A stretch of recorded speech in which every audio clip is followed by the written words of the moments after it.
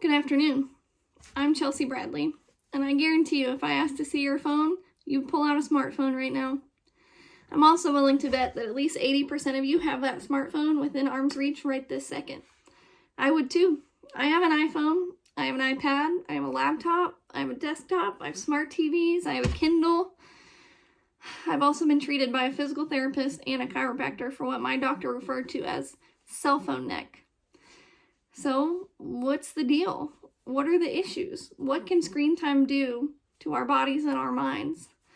Well, what do we call screen time? What we refer to as screen time, Dr. Charlotte Gore, a pediatric ophthalmologist, refers to as near work. Near work, she says, is anything that requires an extended focus on computer screens, cell phones, tablets, television screens, anything of the like, whether for work or entertainment. Near work, she says, can cause eye fatigue and dryness, can lead to sleep disorders, and it even can be linked to obesity. The American College of Cardiology published an article back in 2011, more than a decade ago, before half of these devices we have today were made, stating that there's a dramatic increase for cardiovascular death for those that have excessive screen time.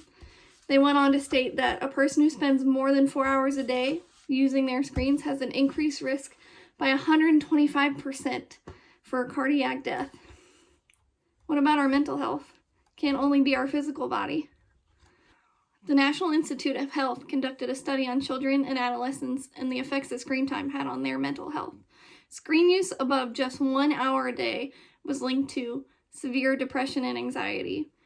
The National Institute of Health classifies their high users in this category as those who spend 7 or more hours a day using screens.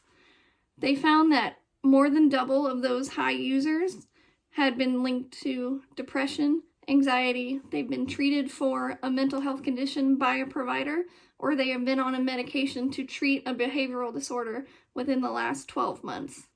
Those percentages were even higher in adults 20 and over, and the high users in these group were those who use screens for 4 or more hours a day. With all these issues that it's causing our minds and our bodies, what can we do?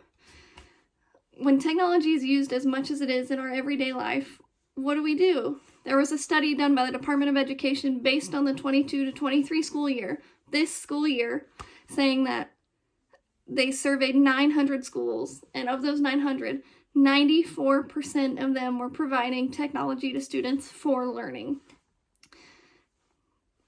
How do you combat that? How do you stop that? I am in virtual college, essentially. I use a computer to do all of my schoolwork. I use a computer every day. I don't think we can survive without smartphones in this day and age, and there's really no way forward.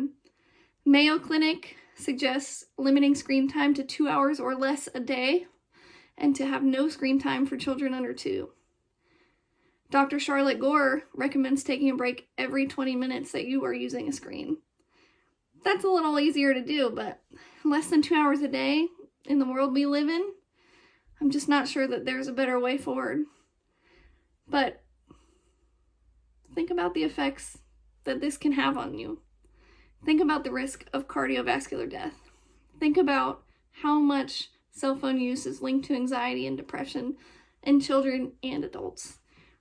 Start thinking about a way forward, because there has to be something we can do.